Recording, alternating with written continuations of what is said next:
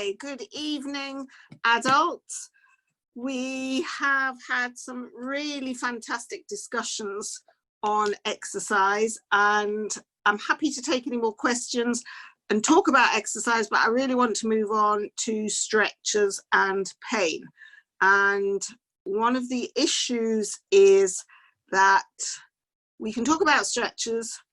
It's not the same as children. Children have growing bones, stretchier muscles, and the problems of children, while contractures are going to happen more while you're growing, the stretches are going to be more effective. Once you've stopped growing, your stretching is going to be less and less effective.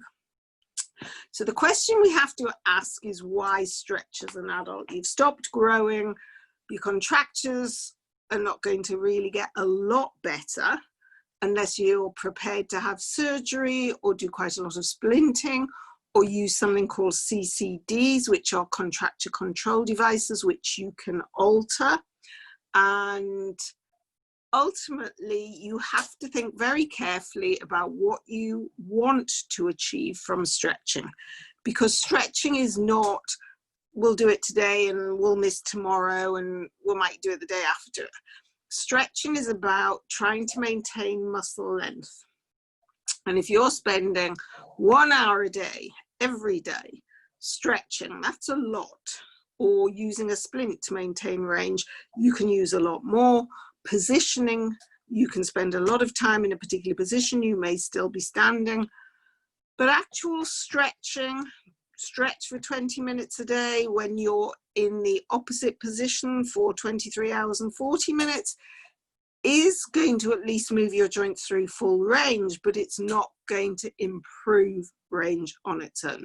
So if you're happily stretching thinking you're going to improve range, even if you're doing an hour a day, you're not.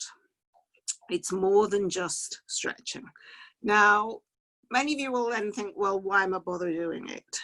But it's not about gaining range. It's about, once you're an adult, it's about maintaining range, keeping what you've got, trying not to let that range get lost.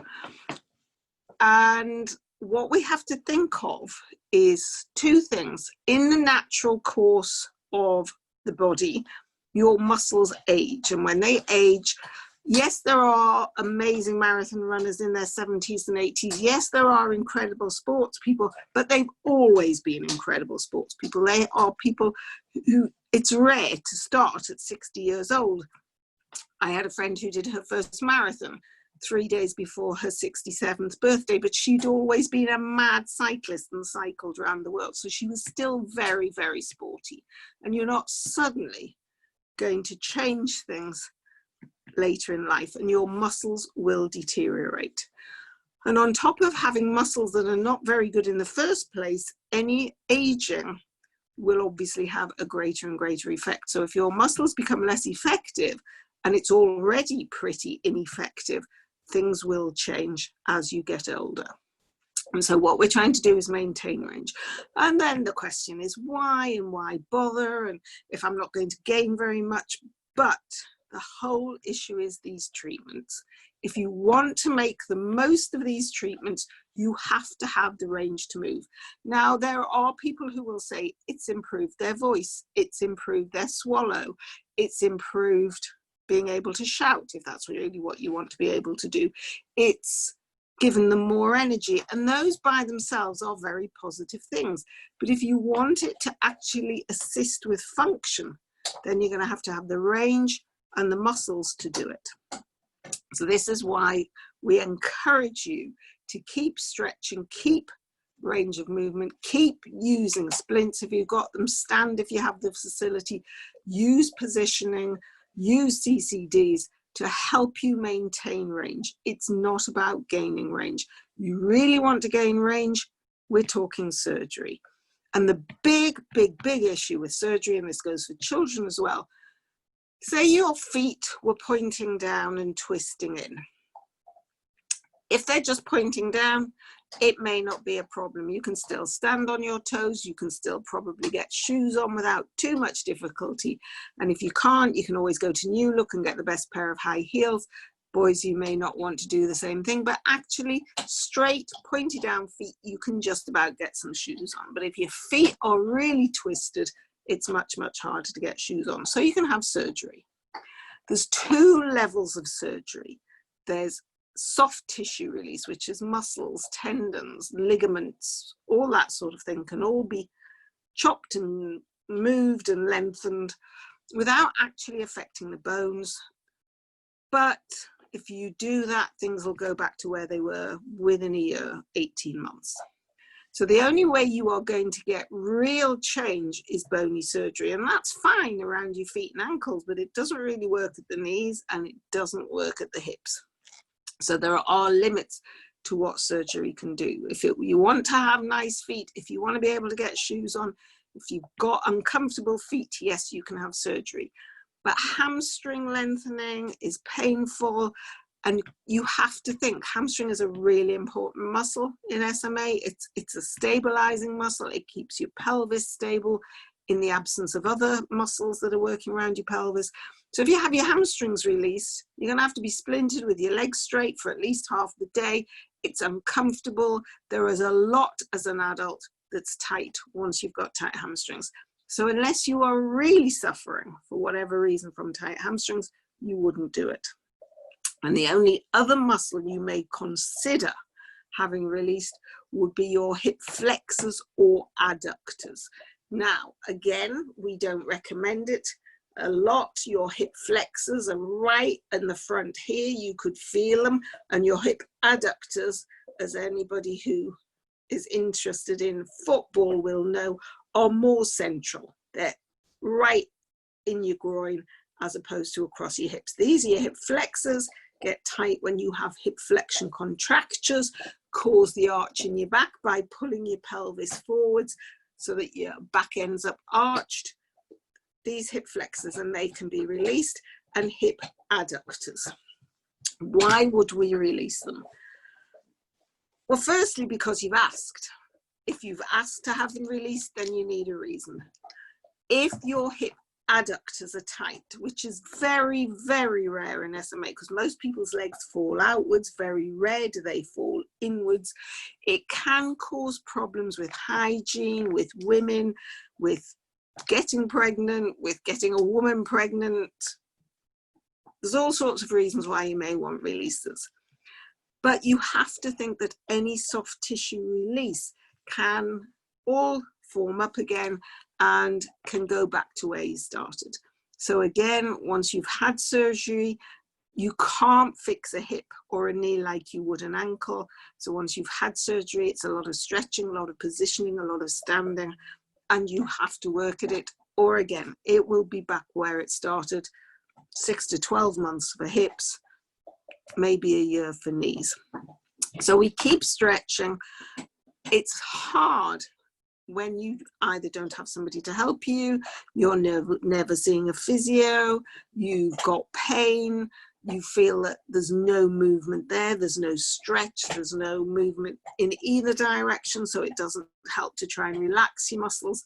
But even so, there are very, very few joints that are so contracted you can't move somewhere or keep some range.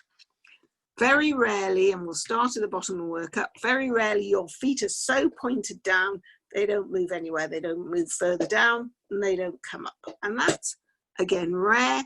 It's not unheard of. I've seen children with feet like that, and therefore they've become adults with feet like that. So pointing down is not always the issue. Unfortunately, it may or may not be that parents want surgery. So if parents say no and you end up as an adult and it becomes your choice, then you have to think, do I want my feet in this position? If it's an issue of twisting, then most parents will agree, but not everybody. So if you get to be an adult, you've got very, very twisted feet, you may consider as an adult, it is your decision, you may want surgery. But if you are completely stuck, you don't bend, you don't straighten, you don't point down, you don't point up, you're not going to get anywhere with stretches. You seriously are not. If you have what we call a fixed joint, no movement at all, stretches won't help and can cause injury because you're trying to stretch something that's absolutely solid and you cannot just start thinking that you're going to get it moving again. And the longer it has been solid, the less likely stretches will do anything. So that we would ask an older child, anyone from 16 to 18, if we've met someone for the first time, often it's somebody who's moved from abroad and we've said to them, how long has it been like this?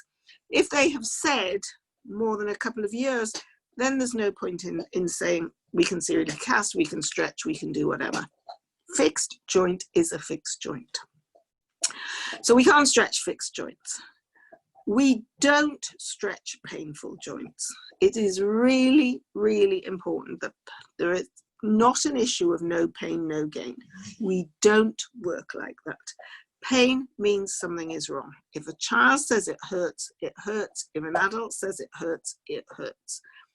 It's not up to me to decide whether you do or don't have pain.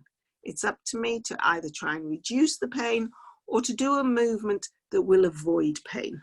But physio is not about pain. I seriously do not believe in no pain, no gain. It's not something that is helpful. So we don't stretch painful joints. And the last type of joints that we don't stretch are what we call hypermobile joints. Many people with SMA have very, very bendy fingers, even if they can't turn their hands over or they can't straighten their elbows. Very many SMA people have these incredibly bendy fingers. That's hypermobile. If your elbows, if you're the sort of person whose elbow arches forwards when you straighten, you are hypermobile. If your feet are completely flat, if your knees, like your elbows, bend the other way when you straighten up, you are hypermobile. If your hips go in every direction possible, some of you will have seen some of these contortionists, either on Cirque du Soleil or Britain's Got Talent or whatever, who can literally get themselves between their own legs. I can't even get my nose down to my knees, and these people can get their head right between their legs and further up again. Then, and I did say between their knees, these are hypermobile to a degree, and you can have a mild degree of hypermobility and a severe degree of hypermobility, and there is no value at all in stretching those joints. And so if you know you're hypermobile, then don't stretch them. It's not going to do your joints any good. I don't think it's going to do very much harm, but it's a waste of time. It's as simple as that. It's a waste of time to stretch hypermobile joints. So what we're talking about is we're talking about any joint that's not painful. Sorry, I've just got my laptop here. I can't work from my laptop because the camera doesn't work. But no painful joints, no completely fixed joints, no hypermobile joints. So then we need to look at stretches for everything else. Knees. Now, we've always said with stretches, we need active stretches. And what does that mean? Active stretches means that if I want you to pull your, if I want to increase the amount you can pull your foot up towards your shin, I'm not going to sit here and gaily go up, down, hold it for a count of 10, 1, 2, 3, 4, 5, 6, 7, 8, 9, 10, let go. Total waste of time if the person at this end is not doing some of the work. Physiologically, your brain, and most people with SMA have amazing brains, your brain knows if you are trying to pull your toes up, it can't be pushing them down. Now, there are times when we ask someone to pull their foot up and they automatically push down because that's the easier movement. But it's really, really important with stretches that you pull, even if there is no movement, that you pull your very hardest to help the movement. And the reason you would pull, even if nothing's happening, is to relax the muscle at the back. You do that and you get a better stretch. If that muscle is relaxing and you're pulling up, you're not pushing down, you've got more movement to go, And even though it doesn't move very far, you are exercising that muscle at the front. That is called your dorsiflexor, and that pulls your foot up. And in the same way with the knee, when we're trying to get those knees to straighten, because you've got a bit of a bend in your knee, you have to actively think toes up in the air, kick that leg up in the air. And the most effective way is to have something under your knee. So you've got a rolled up towel, you've got something under your knee to support your knee. You can push down with the back of your leg and lift your heel up. And that is the way to do it. Active stretches. Get those muscles working to get the most effective stretch. Hip stretches. If you want to maintain some range, if you want to stretch, it will very much depend on whether you have had spinal surgery as to what you can achieve. Because there are some times when you will get nothing with spinal surgery. I'm just going to have a quick look at this because I want to look for something.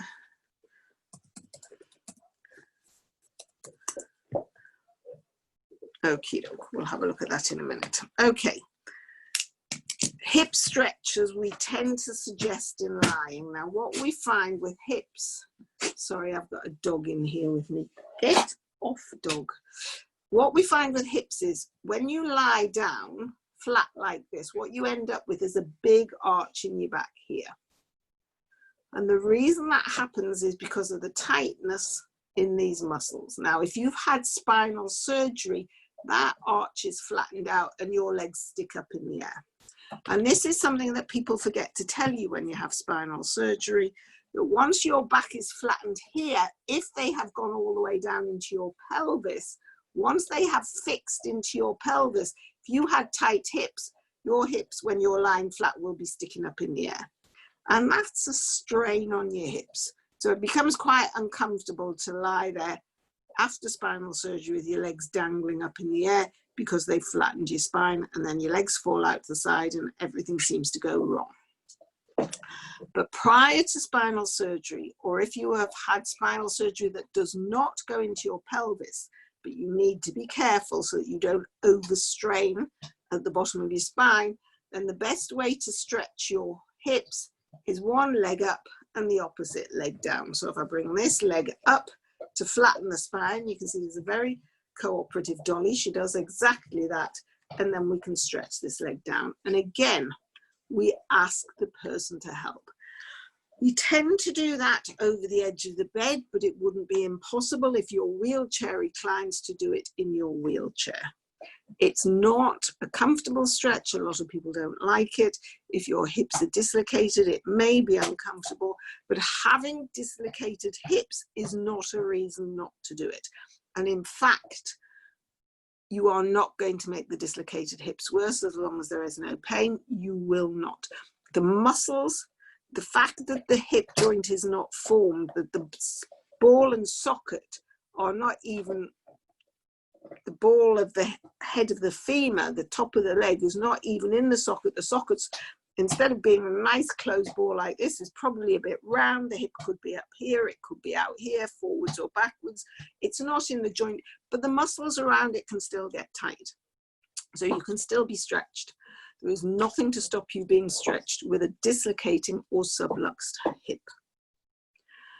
So that is something.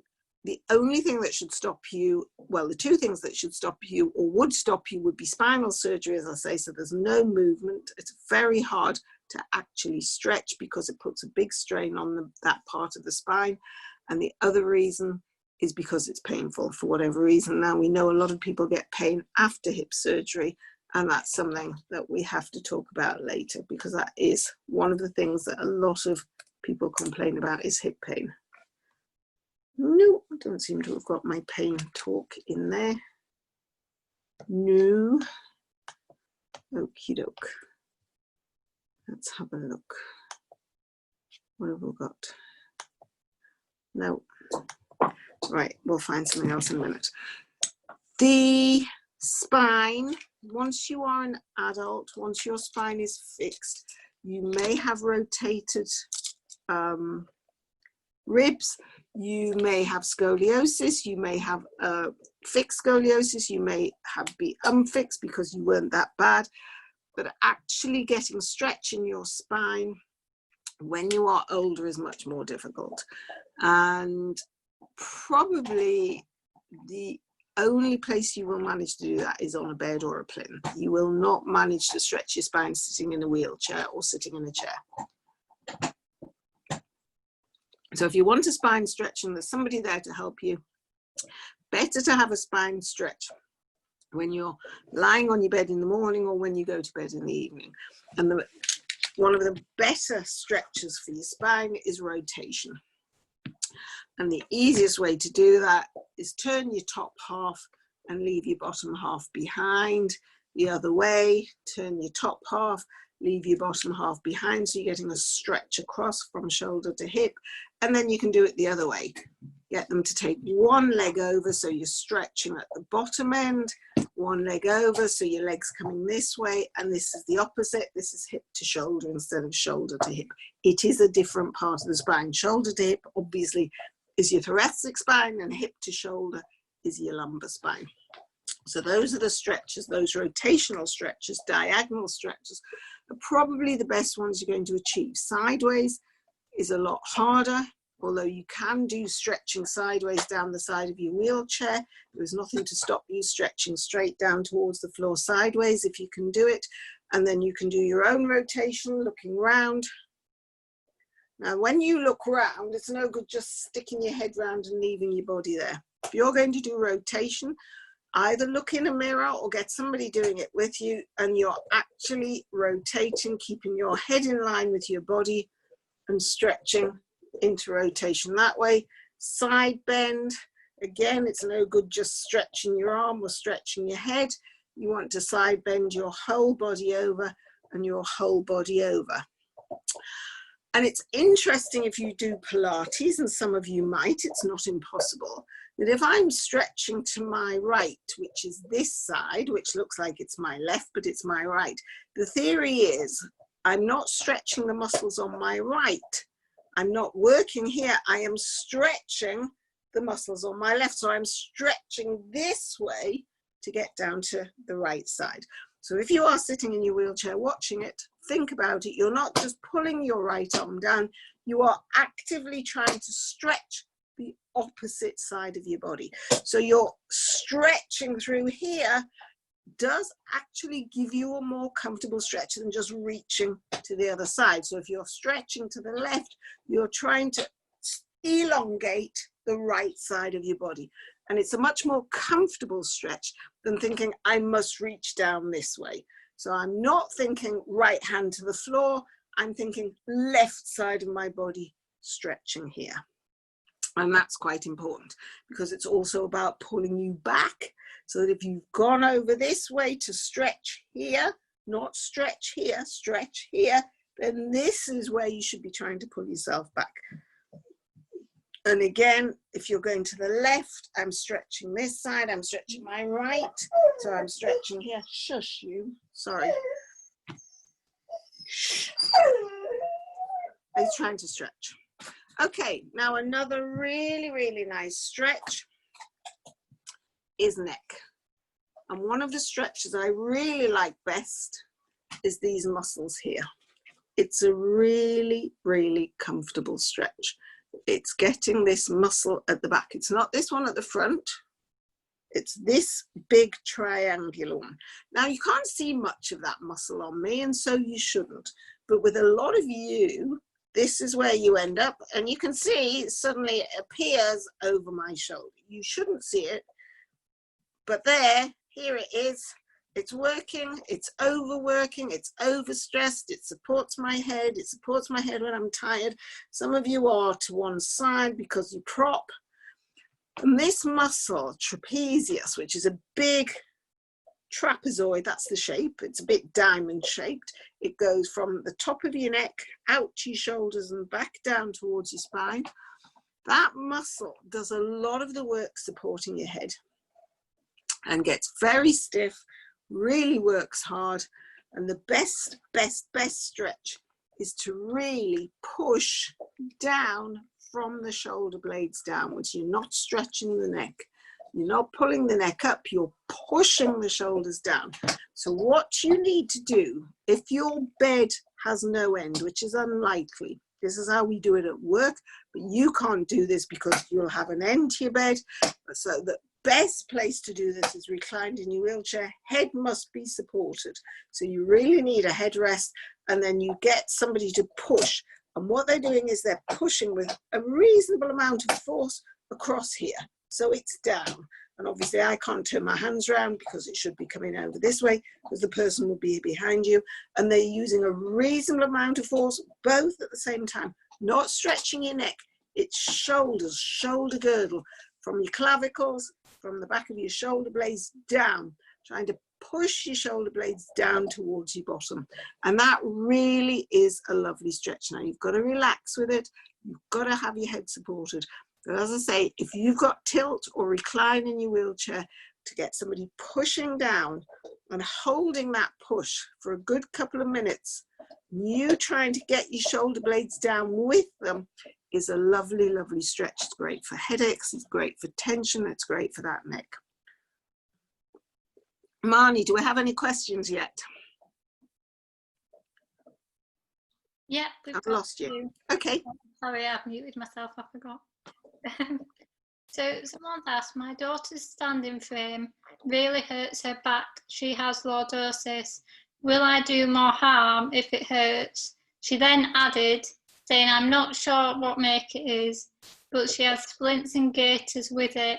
It's when you pull the strap tight on her bum to get her straight, it bends her bum almost to her back, the creases off. The problem is the gaiters on her legs. It's absolutely impossible when you have lordosis to keep your legs straight in a standing frame. And what is causing a lot of the problems is them trying to stretch your legs and stretch your bottom together. Let me just get Ike,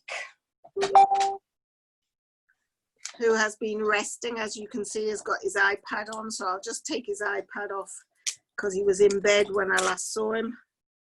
So there's Ike. Okay, so we're in a standing frame. Let's get Ike's arms down.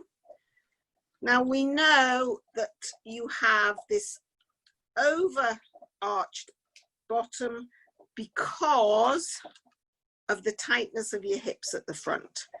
Because if you were forwards, then your legs would be here. Now you can't stand with your legs in that position, but if you imagine that angle, as you take your legs straight, that angle gets transferred backwards into your spine. Now, the only way you're going to tolerate that position is with your knees and hips slightly flexed. So what happens is, if you can see that instead of the weight going all the way through your spine and down there, your knees and your hips are taking a little bit of the strain. It's by putting her in gaiters in the standing frame that so much of that stress is going through her back. So when your hips are bent and you're pushing your knees straight, it's obviously going to push your hips backwards. It's going to make standing more difficult. They have got to think that perhaps she would be much more comfortable without the gaiters on her legs to allow a little bit more hip and knee flexion, and she may be able to stand for longer. It's not useful to be standing in a standing frame and have pain in your back for the whole time that you're doing it. Really not on to be in pain. And for that reason, they need perhaps to take off the gaiters and give her a bit more flexion. Okay, we've got a few more. I'm starting to get pain in my joints. Any advice? That's a very global question. The question is, what's the pain? Please, please, please don't forget, just because you have SMA does not mean you can't have arthritis or some other condition. Now, there are two forms of arthritis. One of them is an inflammatory condition that's usually in families for which you'd need steroids and lots of other things. And if you had that sort of inflammatory arthritis, then it is likely that you will know about it and you will be being treated by your doctor. General pain in the joints is osteoarthritis. It's wear and tear. We all get it eventually. You know, footballers have it by 40 in their hips and knees. If you've had a broken bone that's gone into a joint, you can often get arthritis early. So if you've had micro fractures because your bone density is poor. Even sometimes in low bone density, you'll get joint pain, but often it's wear and tear in your joints. And the reason you will get wear and tear earlier is because your muscles are weak. There is little to stop the joints. Muscles help to protect the joints because the way they string the joints around stops the joints getting a lot of pressure. And if your muscles are weak, then your actual joints take much more of the force for standing, for sitting, for everything. So muscles help to protect your joints. People don't think of it like that, but they do actually help to keep your joints moving. The other thing is, the less you move, the stiffer your joints will get. And on that basis, you will find that they become uncomfortable. I have to be honest and say that the best thing for painful joints, if you do not want to use medication, is undoubtedly hydrotherapy, swimming, warm bath. I know a lot of people end up having their baths removed and having walk-in showers or drive-in showers, as in drive-in movies. But ultimately, one of the best ways of relieving pain in the most natural way is with warmth. So if you cannot get in a bath, your next best option may well be heat pads of sorts. If it's feet, you may find one of those foot spas where they have warm water would be useful. You may find that you can get hydro sessions, but we know how incredibly difficult that is. Pools are starting to open up again. And in fact, our pool would have opened earlier. It wasn't the issue of the water, it was the issue of the staff. So it's very hard when you're in a pool with a child not to be so close to them that you're putting each other at risk, because it's not just about us putting them at risk, it's also about them putting us at risk. It's pretty difficult to wear a mask or a visor in the water. So a lot of this has been about getting in the water with the child, having the extra person on the side, because we need two people. Is that coming from me, Marnie, that strange noise? It's me. Sorry. So getting into a pool, a lot of pools are open. If you've got a partner, if you go to a hospice and your partner or your carer is allowed in the pool with you to do all this, you may find some of the hospices will let you in. It's not about the pool. There is no risk of COVID in the water. The water's well chlorinated or chemicaled to the point where you are not at risk of catching something from the water. It's the people around you. They're even questioning now whether you can transmit COVID from hard surfaces. So don't get too worried about the pool or the poolside or the hoist or whatever. It's the person-to-person contact, because you are very in close proximity with somebody in a pool. So you may find your hospices are starting to open up for hydro. It is definitely the most effective way to loosen up your joints and relieve pain. Obviously, you know, it would be nice to do this every day, but once you've reduced the pain, that's when you start trying to keep them mobile and keep them active. So that if you do hydro once a week and you get that benefit, don't stop and wait for the next hydro session. Move around, get those painful joints moved. Now, another way of stretching painful joints, and as I said, you shouldn't stretch painful joints, but if you say go to hydro, your joints are more comfortable, they're moving a bit more freely, one of the ways of stretching them without causing pain is what we call traction. I don't think Ike's probably the right person to do this, so I am going to work on my young lady here. So I want to stretch a knee. It's quite bent and fixed. But one of the things that I can do, and this is not easy with a big limb, so don't underestimate how much your carer or someone is going to have to be doing. One of the things that you can do is what we call traction. And traction is pulling the joint apart and actually stretching, because it's not just about stretching and bending. It's about stretching the ligaments and the tendons around the joint and inside the joint. Now, we all know there are ligaments in the knee joints, or certainly, again, anybody who knows about sport and activity, because the one sports injury that can put you out for life is what they call torn cruciates. And inside your knee joint, you have two ligaments holding it together really tight in an X shape. And that's why they're called cruciate, like a cross. And you can stretch them by gently tractioning the joint, and that can help the movement. And you can traction your fingers, you can traction your wrist, you can try and traction your elbow. It's a very, very difficult joint to traction because at the top, one of the joints is a hook that actually goes in there like that. So you can't really traction an elbow, but you can traction the wrist end. You can certainly traction a wrist, you can traction a shoulder if it's stiff, and a shoulder tractions really well, and hips traction quite well as well. But you have to literally be on the bed with someone. I usually kneel on the bed if I'm doing traction. You've got to get the whole leg from the thigh, and it's a gentle pull as though you are actually trying to dislocate it. And it's actually quite comfortable. It is a way of taking some of the pressure off the joint. It's a bit like what you're doing when you're stretching those shoulder blades down. That's a sort of traction type stretch. It tractions on the neck. You can traction the neck when you have nerve pain. You can traction the back. One of the ways to traction the back, hope you're listening, Marnie, and take some pressure off that low spine, is literally to bring both legs up and push them over, knees up towards your nose together, to elongate that spine, and that's traction as well. And that can work to take some of the pressure off your nerves. So you can use traction on joints, on your spine, on your neck. Next question. Do you think cutting tendons over a certain age is a good idea? Depends why you want it. It's a good idea if you think it's a good idea. Because I don't work in an adult clinic, I don't know what people's motivation is for doing it. If I am working with children, what is the motivation for doing your tendons? To make it more easy to stand, to make it more easy to walk, to make it more easy to wear splints. Not everybody's most favorite reason, but the other reasons then follow.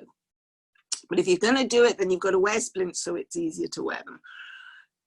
For pain, it's always worth doing for pain. For mobility, if you've got a child or an adult who's tottering around on very high toes, and that's getting in the way of walking, and only that is getting in the way of walking, it's unlikely, but if it was, then that would be considered an option.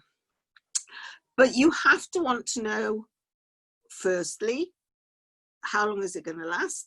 If I don't wear splints, if I don't do any stretches, if this is just soft tissue surgery, is it going to last if I'm not actually going to end up doing anything useful to maintain that range or splint it? Is surgery going to be painful? Generally not. It's not big surgery. You've got two possibilities. If you are non-ambulant, they just literally chop the tendon. That is all they do. They go in at the back of the heel and they can cut it through the skin, go in through the skin. They find the tendon, they slice through it. It doesn't matter to you that it's just sliced through, and then they bring your foot up and put you in plaster. Or for some children, and particularly for ambulant people, they will lengthen it. And there's several different ways of doing it, but what they often do is they will cut it in such a way that they cut it with a little, what they call a Z shape. So they chop through the tendon along and out, and then they sew this lengthened bit back together.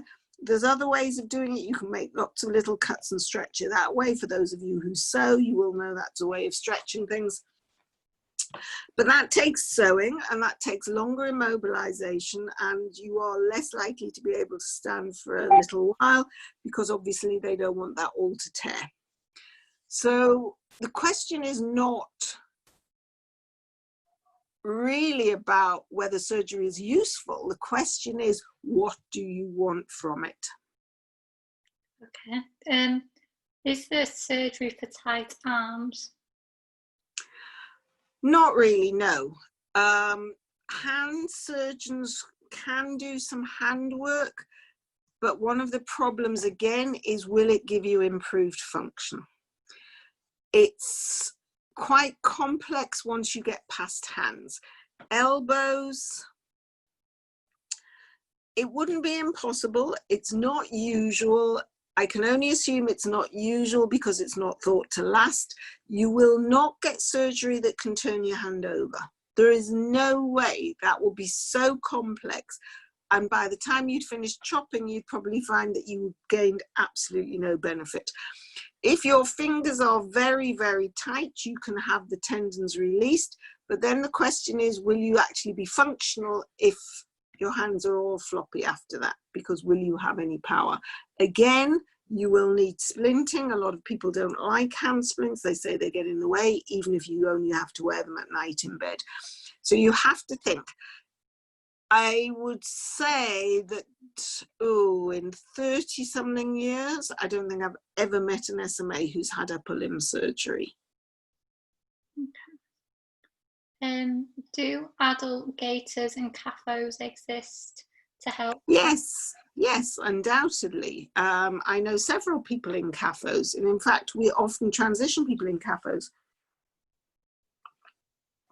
One of the problems we have with CAFOs is finding a company who makes adult orthoses who know how to make them and who will make them. But definitely there are adults in CAFOs.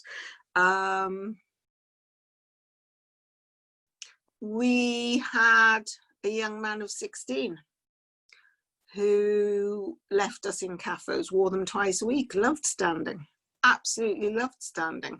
His parents weren't quite as thrilled. This was a lovely story, which I know I've told before, but maybe to a different audience.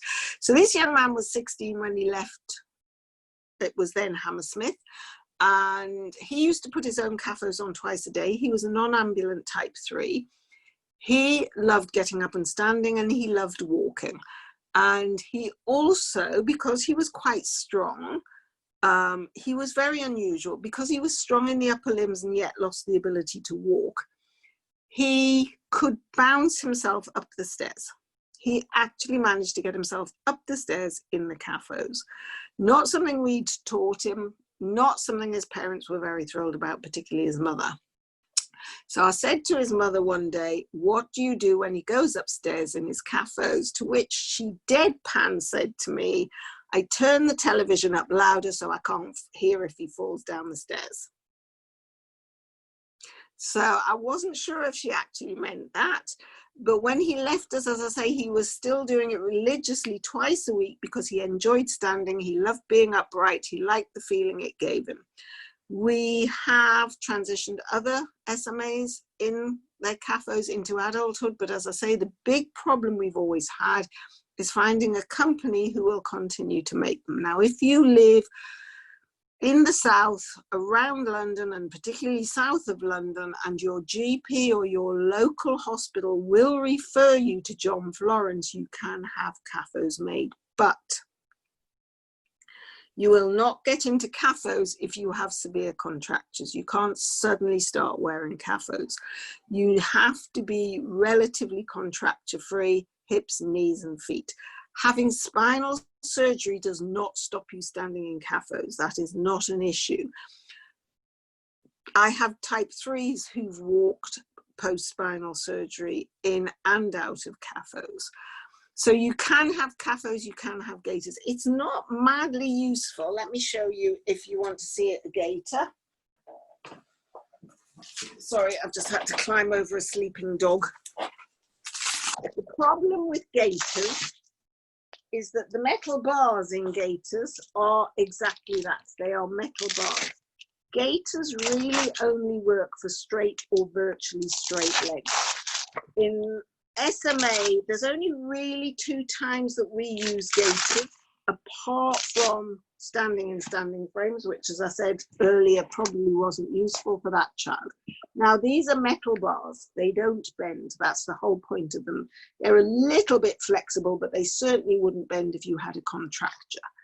And the whole idea is that you have a knee, you put it in, you wrap this round. The metal should never be over the kneecap. you wrap it round so there's 2 bars, one on either side of the kneecap and one behind the knee, and you tie it up as tight as you jolly well can without making the foot go black, and that will keep your knee straight for standing up. Now we do that for very, very small children prior to giving them CAFOs, and we give it to the type 3s who are losing ambulation, but generally type 2s would not use those either because they're too heavy for them, or they're not functional, or they're too contracted. If we want our type 2s to walk, then they have CAFOs. If they can't walk, they use standing frames. If, in theory, there is no such thing as wearing CAFOs in a standing frame, that is bad practice. There is no need to wear CAFOs in a standing frame, and the local service are basically just standing you up in CAFOs and giving you a standing frame to stop you falling over. But that is not what a standing frame is about. A standing frame should be able to be tailored to your individual needs, and you should never need CAFOs inside a standing frame. Gaiters, yes, sometimes to help keep your knees straight, but you should never need CAFOs in a standing frame. Okay, we've got another question. I've got pain in one of my hips.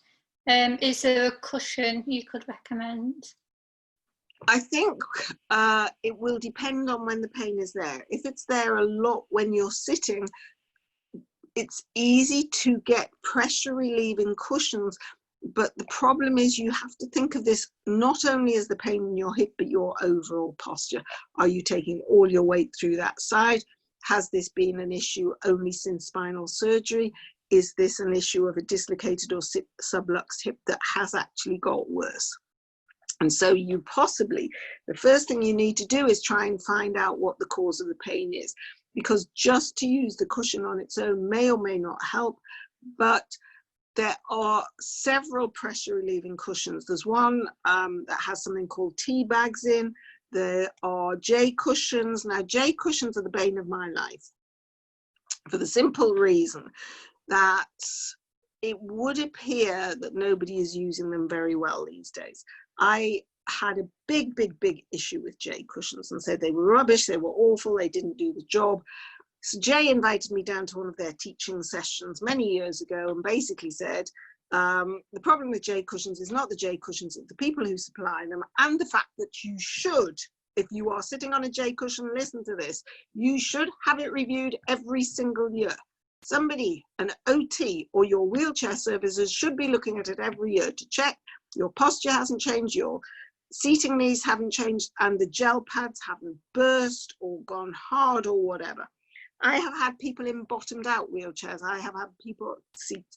I have had people in J cushions that have been chopped with a carving knife. I have seen horrific things when you take the top off your J cushion, when you take the cushion cover off. So J is fine if they do it right and somebody's actually putting the right gel pads in the right place.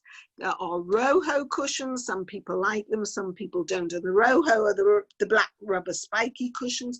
If you have hip pain and you are given a Roho cushion, it should be one of the ones that pumps up in 4 sections. Now, most Roho cushions pump up in 2, right and left.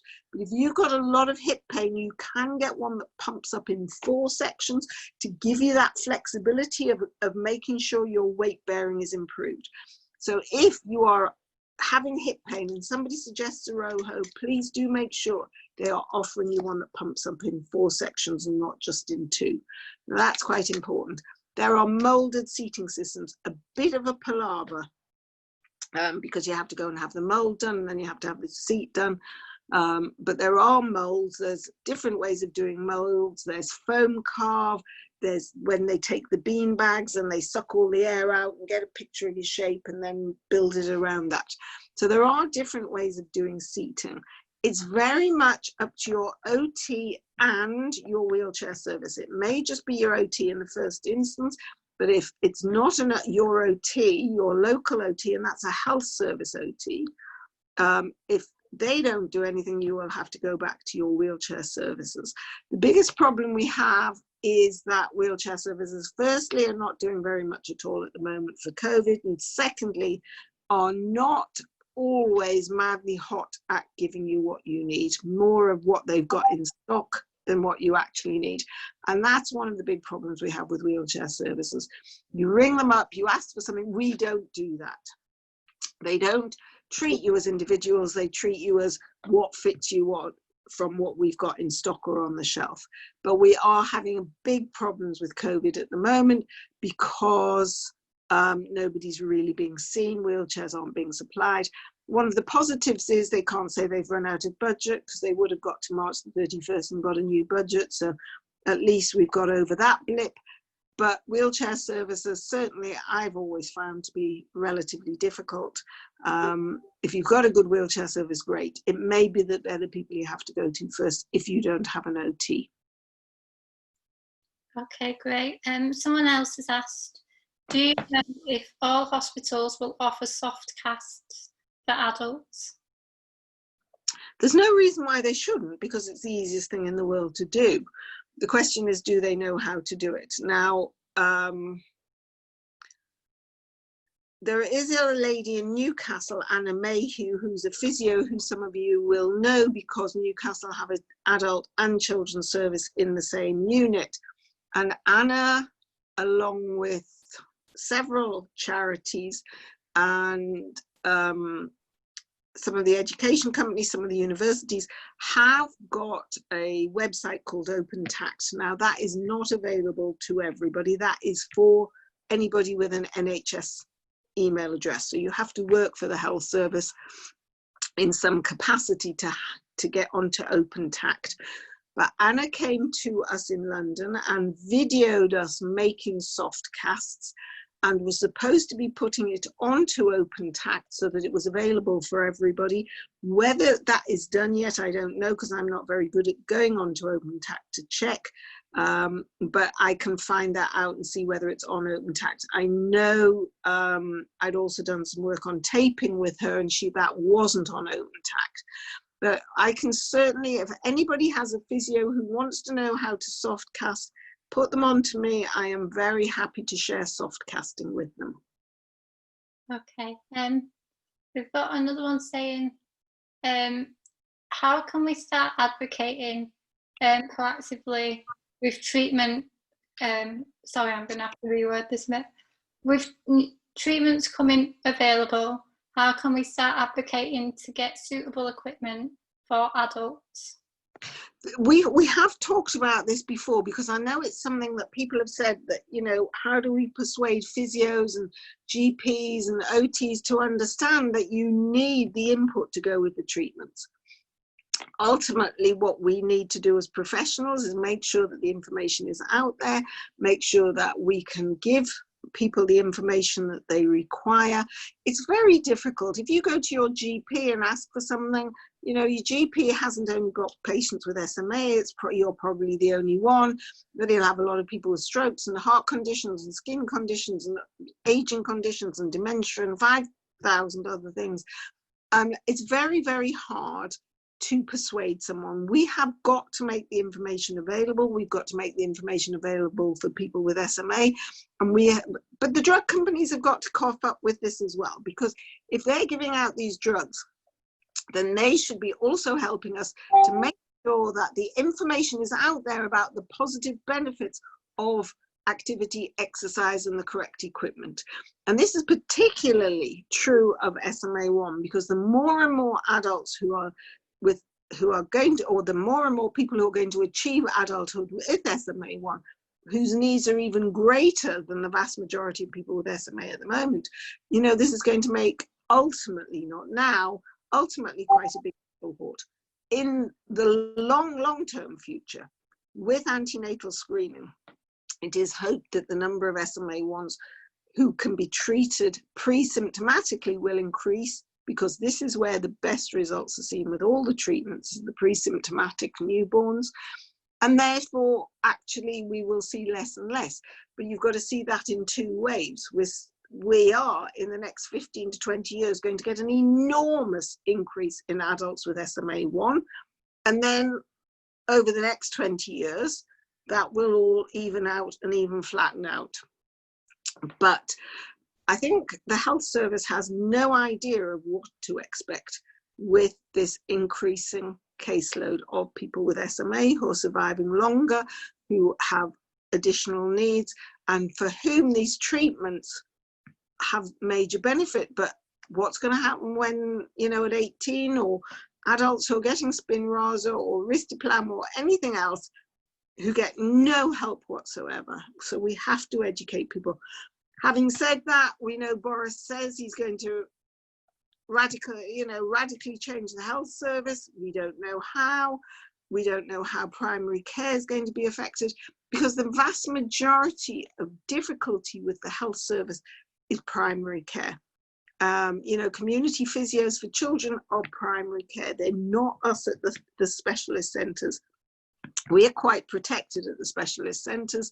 We're centrally government funded. We have a totally different role, but it's really, really hard because primary care has been decimated in the last 20 years. So finding that extra help is going to be incredibly difficult. And to be honest, a lot of parents of children are turning to private physios, but that doesn't help if they don't know what they're doing. I can't offer you any solutions. I can only say if you can get together in terms of your carers, if you've got somebody local to you, 2 or 3 of you, you may want to get together, you know, socially distanced in somebody's garden and do it all together instead of on your own, sort of set up your own little exercise group, Zoom group, do it all together, fine. But you're not going to get a lot of help financially in terms of getting extra physio, extra OT, extra input for the near future, not while the health service and the government and the economy are in such a mess. Okay. Another question is, can you ask to be referred out of area if your area doesn't offer the physio but another one does? Probably not. I can't see that a physio service will take you on. You can be referred out of an area for hospital or neuromuscular service. And most communities will have very, very strict boundaries. So unless you move, the answer is most likely to be no. There are very strange boundaries. In some it goes by your GP and some goes by the borough you live in. But generally, no, you will not get a primary care team to come out of borough. Okay. I think for now that's it for questions. Okay, let me just see if I can find my bits on pain. I'm not doing very well. Let's have a look if we've got it in there.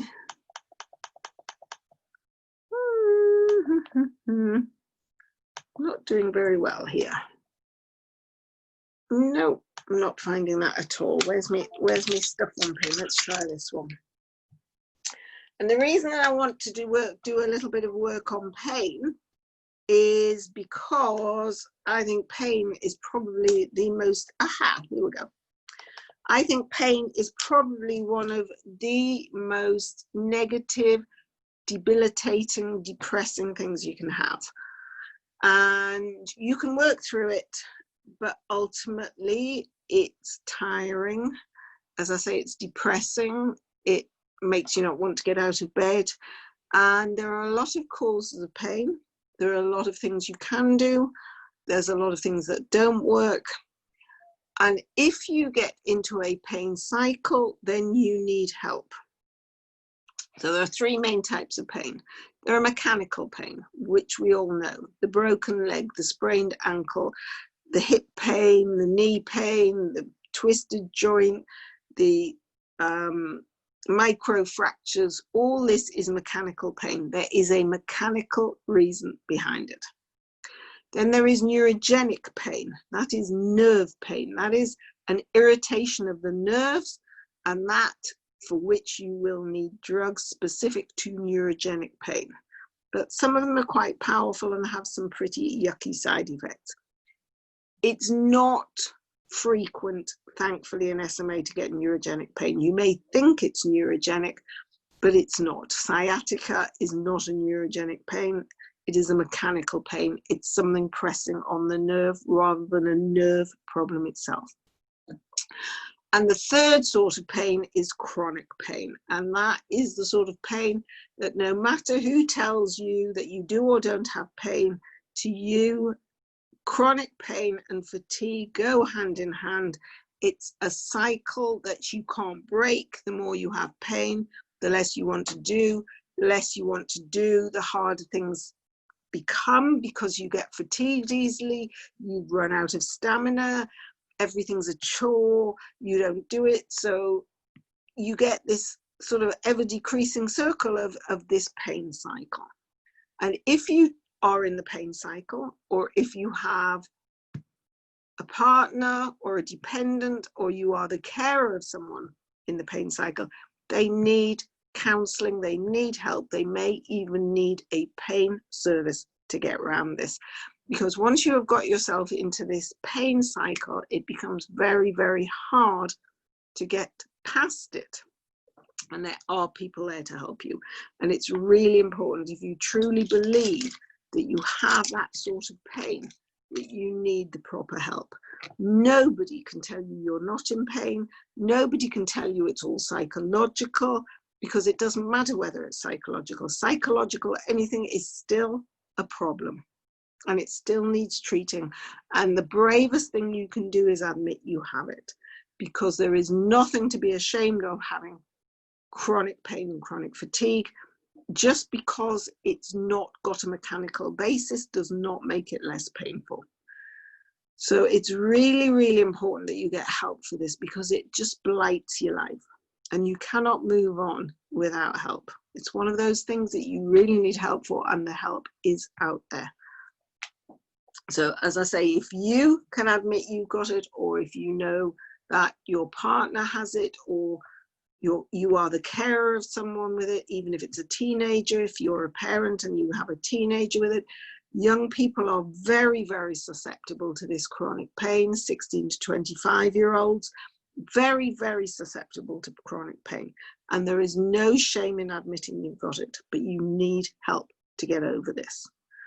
And you can get over it, but you do need help. So really what I need to talk about is mechanical pain. So that mechanical pain is what, as a physio, that I would be helping you with. Now, one of the things that we know about children is they can't always describe pain. And when we say describe pain, it's actually quite important to be able to describe pain. So there's a difference between a stabbing pain, a burning pain, an itching pain, an ache, a throbbing pain. There are many, many different ways of describing pain, and some of them have different origins, and therefore we need to know exactly what sort of pain it is, because we can't always help if we're getting the wrong sort of pain. Burning pain is different from shooting pain, is different from stabbing pain, and pain is not the only issue, because it's how long does it last. If you have a shooting pain that's lasting for a long time, it's very, very difficult. Whereas if you have an ache, it may be tolerable. So we need to know where, obviously, what type, how long does it last? Is it there all day? Is there a specific time of day? Is there a specific activity? What makes it better and worse? It may be migraines. Most people will have had a migraine at some point. If you speak to 100 people about their migraines, you'll get 100 different stories. Some get the flashing lights, some get nausea, some get ringing in their ears, some get dizziness, some get all of them at different times. So that pain is not always the same each time, but knowing where it is, how long it lasts, what makes it worse, what makes it better. Now, there are some pains we know. If you sprained your ankle, or if you've broken a bone, or if you've fallen out of your wheelchair and got bruises from top to bottom, yes, of course, that's going to be painful, and that's perfectly understandable. And those sorts of pains are actually the easiest to deal with, because they've got a cause, and the cause is going to get better, and hopefully the pain is going to go. It's the pains like the chronic hip pains, the chronic joint pains, the muscle stiffness pains, the things that don't seem to get better, seem to go on and on for ages. Some days they'll be better than others. But the pains that seem to go on forever are really, again, quite debilitating. And there are solutions to a lot of them. unfortunately, not everybody can access the solutions, so you end up resorting to painkillers. And to be honest, if that's what you need to do to get you through the day, then better to have the painkillers than have the pain. And if the painkillers help, great, but the painkillers don't always help.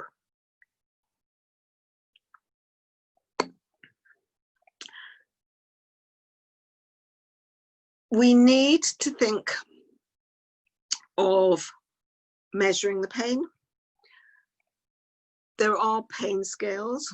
Children are notoriously bad at pain scales, but and a lot of them will give it 10. If you have the smiley faces, where you have the sad face and the happy face and everything in between, and that's fine, but there's only usually 5 or 6 faces, doesn't tell you the whole story. For people, you have a pain scale of 0 to 10. 0 is no pain, 10 is the worst pain you could ever imagine. And pain therapists, psychologists who work with pain, even psychiatrists who work with pain, say that it's really extremely rare to ever get a 10, to actually have a pain so bad that you seriously cannot bear it any longer. And we can only imagine how awful that must be. And even if we've had a bad pain and a seriously bad pain, it probably hasn't lasted that long that we would put it into a category of 10. And generally, most people will rate their pain between 6 and 8, from pretty bad to pretty unbearable, but not the worst. Okay, now with pain, as I say, one of the problems with pain is getting into a pain cycle. And when that's psychological, that's a different matter. With a physical pain, there is a separate pain cycle of my elbow hurts, I don't want to move it, so I keep it still, it gets stiff, I try and move it, it hurts again, so I stop moving it, so it gets stiffer and I can't move it. When I try and move it, it hurts again. So while it is true that you have to say no pain, no gain, you do need to keep your joints as mobile as possible, because if they get that stiffness that just gets worse and worse and the pain gets worse and worse, then you do end up with very, very stiff joints that are painful to move. And what we often find is that people who have this sort of pain are fine while they're still. But the things that are painful are being moved, being hoisted, being put into bed, being put on the toilet. Those are the things that will cause most stress and distress, because movement hurts. And we have to try and avoid that situation where movement hurts so much that it's a chore to get out of bed or get on the toilet or move at all. And this is why another reason for exercise and stretch is to try and keep those joints mobile to reduce pain. So what can we do with pain? The main causes of pain are immobility, joint stiffness. Back pain is a problem more for people who haven't had spinal surgery, strangely enough. Back pain from the spinal surgery is one thing, but back pain that is mechanical is usually relieved by spinal surgery, because if your spine can't move, it can't be mechanical pain. Now, if you are one of those people where the spinal surgery did not go all the way into your pelvis, what tends to happen is your spinal surgery will go down to what we call L3 or 4. So there are 2 or 3 vertebrae at the bottom that still have some ability to move. And the problem then becomes, and particularly if it's only 2 vertebrae, L4, 5 and L5S1, all the movement happens there. And those joints get worn, they get pressurized, the nerves get tweaked, you get sciatica, you can get pain, because a lot of the movement you have, that's all you have, because everything else above, there's no movement at all, and everything happens through there, and you can get a lot of pain around that area. And you need to be careful. Traction can help, mobility can help, swimming and hydrotherapy can help, and there are things that you can do. But back pain, if you've had spinal surgery all the way into your spine, into your pelvis, is usually quite good at relieving pain. But you can get pain from the surgery itself, from where the rods are, you can get other pain. But by itself, it usually cures. Pressure sores are an interesting one because pressure sores usually only come from being rubbed by something. Now, basically pressure. Now, when you are ill, and you may have heard stories about people who get very emaciated, very skinny, and their bones are almost sticking out, and even little things like ears on the headrest, and you know, lying in bed immobile can give you pressure sores. Pressure sores are not common. Pressure sores like that are not common. Pressure sores mostly come from equipment. So from your wheelchair, from your splints, a spinal jacket if you're wearing one, something digging in. But it's rare to get pressure sores unless you're really, really sick and immobile.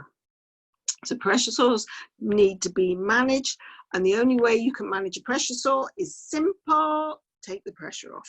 If your splints are rubbing, if your wheelchair's rubbing, never ever try and pad where it digs, because that makes the pressure worse and you will get more pain. But pressure sores are very, very painful and they do need to be dealt with. But the only way to do it is take the pressure off. If it's your splints and you don't want to stop wearing them, you need to pad above and below, but you'll need some help with that. Okay. Operations obviously are painful. You can have appendicitis, doesn't stop you having appendicitis, having SMA. Obviously, you want as few operations as possible. You're not the best people for anesthetics, but operations are painful, whatever you need. I'm sure some of you will possibly have had cesarean sections. They can be painful. Makes it harder to cough. We know surgery is painful. You will get painkillers for it, but you need to think that the fittest people often get over the surgery the best. So if you know you are having any surgery, make sure you are as fit as you possibly can be before you have it. Fractures, falls, injuries, we know that they cause pain. Sublux joints, dislocated joints, broken joints, stiff joints. Joints have a lot to answer for in terms of pain. And again, we're back to where we were: stretchers, mobilizing. You know, very often this is not about stretching joints, it's about mobilizing joints, keeping them mobile. And unfortunately, particularly for those of you who don't like swimming, swimming is still the very best exercise for keeping you mobile. And even if you do like swimming, if you don't have a hot tub, if you need to go somewhere where the pool's not very warm and the changing rooms aren't easily accessible, and it takes you 45 minutes to get there, and by the time you get in the water and you've been in the water for half an hour and you come out and it takes you another 45 minutes to get dry and another 45 minutes to get home, you know, you've spent all day going to the pool for half an hour, and by the time you get home, it's like a holiday. Sometimes traveling home, by the time you get home, you've forgotten you've had the holiday, and that's a bit like the swimming, but it does make a big difference. And if you've got a bath or a hot tub, get in there as much as you can, because it makes all the difference. Now, overstretching can cause pain, so you need to be careful. You need to make sure your physio's careful. You need to make sure your carer's careful, but get your stretchers done, get your mobilizing done. Try and keep mobile and you will reduce your pain levels. Marnie, questions? Yep, we've got a couple. My daughter has just had spinal surgery, pelvis to top of back. Recovering at home now. She was discharged after a week. The wound split slightly at the bottom. The nurse thinks it was maybe liquid-rich burrs, but I think it was because it's where the sling is putting pressure on. I am now worried about using the sling at all. I think that's really difficult with the sling because you need to get hold of your OT and you need it adapted. It may well be that if the sling is causing pressure, what you could get hold of is a piece of sheepskin to line the sling. Put the sheepskin in at the bottom of the spine. And I mean sheepskin. You can get synthetic sheepskin. If it's synthetic. You can go to a shop and get a sheepskin rug and chop a piece if that's what you want. But put quite thick sheepskin inside and that might alleviate the problem till you can get hold of your OT to get a better sling. But a sheepskin is lovely. When I started in physio, which is probably longer than most of you been born, and certainly a lot longer than you've been around, Marnie, sheepskin was everywhere. Every patient who'd had an operation, every old person sat on sheepskin. It is absorbent, it's cool, it allows air to circulate. It is just the best thing for sitting on. We seem to have forgotten that. We've gone into synthetics, we've gone into all sorts of things. But if you can get sheepskin under your butt, in your slings, lying down, you will do yourself a lot of favors. It is an incredible material. We don't think of our sheep or anywhere near enough. Try using a bit of sheepskin, as I say, in the sling to take off some of the pressure at the bottom of the spine until you can get that sling sorted. Well, another one is, are cortisone injections useful for people with SMA? Cortisone injections to what? Certainly for hip pain, yes. It needs to be obviously done by a surgeon because the hip joint is very, very deep. And if you haven't got much of a hip joint, you need to have it done possibly under X-ray so that they can see where they're going. So they have to be able to isolate the pain, and then they need to be able to see exactly where they're going. Now, there are guided injections now, the same that they're doing with the Spinraza. It's done with ultrasound. It's the same they do with Botox for the children with cerebral palsy. And yes, cortisone can help. Cortisone can help anybody. The most common joints to do cortisone, surprisingly enough, are shoulders, but that's people who are using their arms a lot more possibly. But shoulders, hips, certainly cortisone injection is always worth a try before going to anything more serious. But certainly it will need to be a surgeon who does a cortisone injection.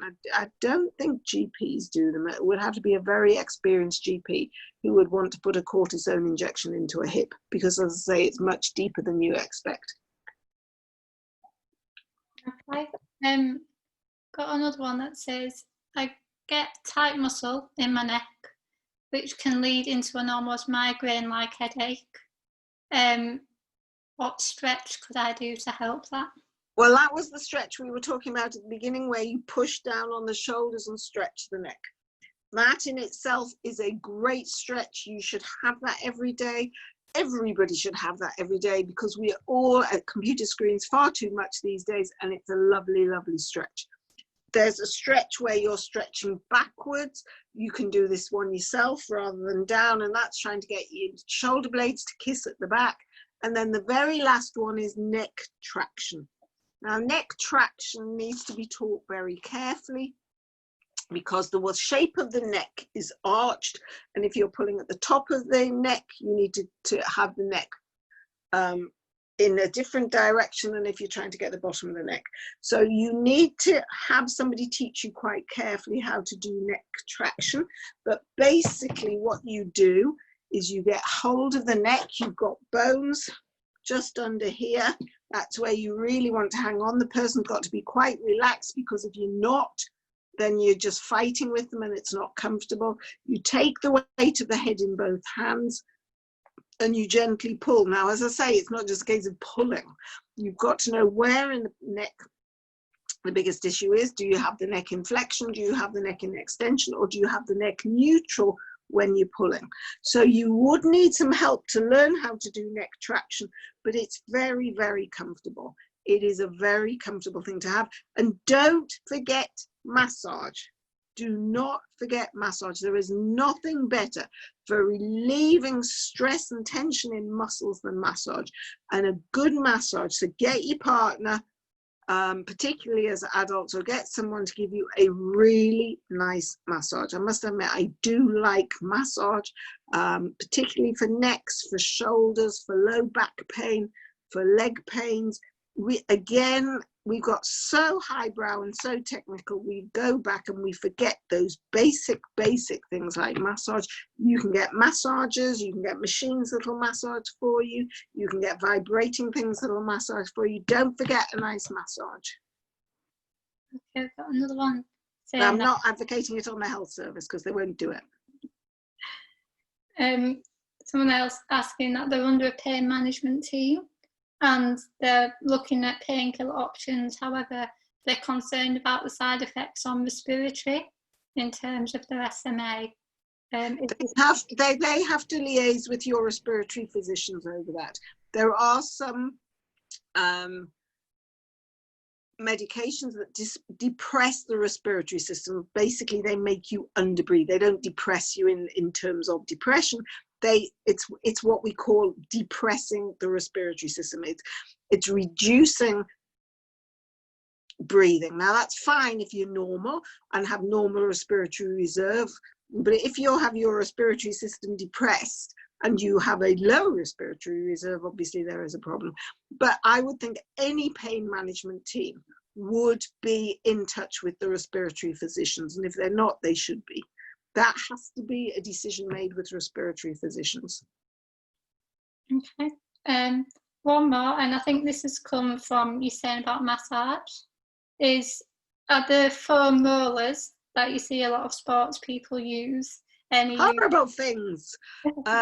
Personally, I hate them. I have a foam roller. I was told to get one when I had a lot of back problems. Some people swear by them. It's a bit like a golf ball. If you have sciatic nerve pain, another one for you, Marnie, is to sit on a golf ball and roll around on a golf ball. Now, I used to hate that, but somebody was telling me they do it regularly. I'm thinking, what? I don't like that. It's a bit of horses for courses, to be honest.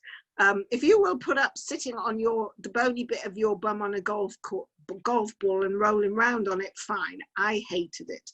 I did it, and it has got to be done on a fairly firm surface. So if you've ever tried the golf ball technique for getting rid of sciatic pain or bum pain, unless you have a firm wheelchair cushion, it's not going to work there. You really need to be on a fairly firm surface for the golf ball method. But it's the same with foam rollers. I didn't particularly like the foam roller. A lot of people use that for calf pain and for calf stretching. Now, the problem for me with a foam roller is you're supposed to lean back. You're on the floor with your leg on a foam roller, and you're actually leaning back, taking an incredible amount of weight through your arms to actually be able to roll backwards and forwards with your leg. You can just roll your leg backwards and forwards on it, but you don't get the same pressure as if you're getting the weight through your arms and almost getting your bum up in the air, which is very, very difficult. The other place that you can use a foam roller, but it's a tiny one, is under your foot, but then we just use the, as we say, the Coca-Cola bottle method, where you're using, and again, it's quite a nice foot stretch. Get an empty Coca-Cola bottle, a little one, not a 1 litre one, although if you want to keep a sort of 1 litre one, it might work. Don't fill it full with water. The other thing about some of the litre bottles is, particularly if you don't buy the most expensive lemonade, they're a bit squishy. So don't make it too squishy, it won't work. Keep it in the fridge, not the freezer. And then if you're the sort of people that has sore feet, sore bottoms of your feet, sore hot sweaty feet, there is nothing nicer than rolling your foot backwards and forwards on a cool bottle of water. Don't overfill it, you'll pop it. Don't try if you're ambulance standing on it. Don't put too much weight on it, but roll backwards and forwards, cool water. But we like the small bottles because we think they work better. If you've got a big bottle, all the cold water can sit at the bottom and your foot's on the top. So we actually like the smaller bottles. You could keep a can in there that you've never opened. Keep a can of something that you bought once and didn't fancy, like a gin and tonic mixer. Like that isn't going to get opened. But while it's sitting in the fridge, you may just want to roll that backwards and forwards on your foot. I would say if you do use a can, and it's not impossible, I would wear a sock. A can may be too cold for directly on your skin. Okay, we have had another one. Yeah, no problem. Using hot and cold alternatively, good for pain? It's not really for pain, it's more for swelling. We use a lot of what we call contrast baths or hot pads, cold pads for swelling more than pain. But if the cause of the pain is swelling, then yes. I must be honest, I currently have taped myself. I have tape on my left foot because I got a bite which got infected, and I had a nasty cellulitis, and I've taped it, and it was almost instant relief. It was so itchy and so difficult to put up with yesterday that I got my special tape out and I taped my own foot. It was driving me crazy, and it's almost completely gone, the cellulitis. It has made an amazing difference. So tape is another way of relieving pain, but it depends on what the pain is. If it's support for a joint, as I say, if it's swelling, tape can help, but hot cold is more for swelling than for pain. I do know more people prefer warm if it's chronic-y, achy pain, but you can have cold if it's acute pain. As I say, hot cold certainly if it's swelling. Now, what we often say, if it's a swollen foot, if you sprained your ankle or you tend to get quite swollen feet, quite cold water, so a bucket or a washing up bowl or something really quite cold, you could put a couple of ice cubes in it, but not freezing so that it hurts. Just about tolerable for 2 minutes, and then the hot hasn't got to be so hot that you tingle and burn. The contrast, that's why it's called contrast bath. The contrast between the two has got to be as much as you can cope with. Not so hot that it's burning, but really quite hot. Something that you would want to get in the bath for. 2 minutes in the hot, 2 minutes in the cold. Always start with a cold and finish. So your 5 cycles is usually what we say. It's 10 minutes. Have towels around. Too cold, too hot, too cold, too hot, too cold. Great for swelling, great for mobilizing, and if that's what's causing you pain, then it will help. Okay, we've got another one regarding an ankle. It's rolling in, but it's still flexible. However, the flexibility is causing issues putting shoes on because it rolls and hurts because it's rolling too far. What can help that situation? You could actually speak to an orthotist.